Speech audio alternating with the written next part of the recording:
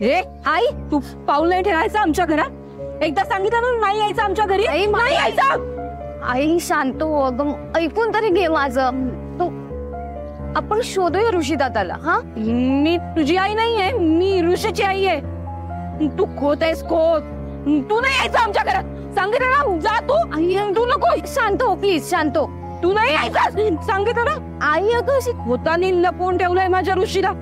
त्यांनीच गायब केलं. तू मुलगी तुझी ऋषी अरे तू तू नको तू नको तू जा. तू ऐकून घे माझं. आपण ऋषी दादाला शोधूया. हा, आणि मग मितालीचं आणि ऋषी दादाचं लग्न लावून देऊया. नाही, ऋषीला बाबाराव खोतानी गायब केलंय. तू नाही जा. तू खोत आहेस ना. मिताली मिताली ऋषी का करते? ऋषी मिताली आई, मिताली मिताली आई अगं ऐक माझं. मिताली आली आहेस? मिताली कुठं आहेस तू? मिताली मिताली ऋषी मिताली ऋषी मिताली मिताली मिताली मिताली. अरे कसं शक्य आहे? कसं शक्य आहे सांगा ना.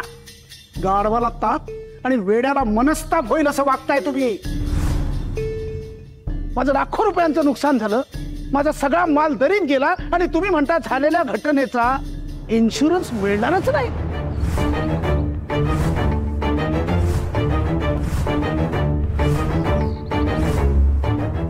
आपण आपल्या मालाचा आणि ट्रकचा इन्शुरन्स भरत नाही का?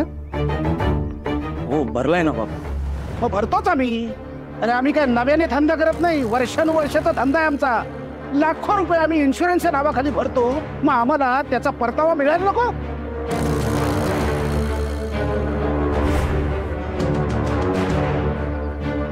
या विठा भिकाजी खोत, स्वागत आहे तुमचं. चहा आणलाय, बिस्किट पण आणलीत. मग ब्रेड बटर आणायचा आणि जमलं तर माझ्या श्राद्धाची तांदळाची खीर पण आणायची ना. काय बोलताय? काय हे म्हणजे? माझं लाखो रुपयांचं नुकसान झालं आणि या अशा ऑफिसरनी काका वर केलं तर काय करायचं? तिरडी बांधा माझी आणि जाळून टाका मला. माझा लाखो रुपयांचा माल दरीत गेला आणि ही चहा घेऊन येते. अरे तुझ्या डोक्याच्या वर केस आहेत ना, त्याच्या खाली एक मेंदू असतो. त्याचा कधीतरी वापर कर ना. न विचारता तुला शहाणपणा करायला कोणी सांगितलं होता? तर चहा घेऊन आली आहे ती.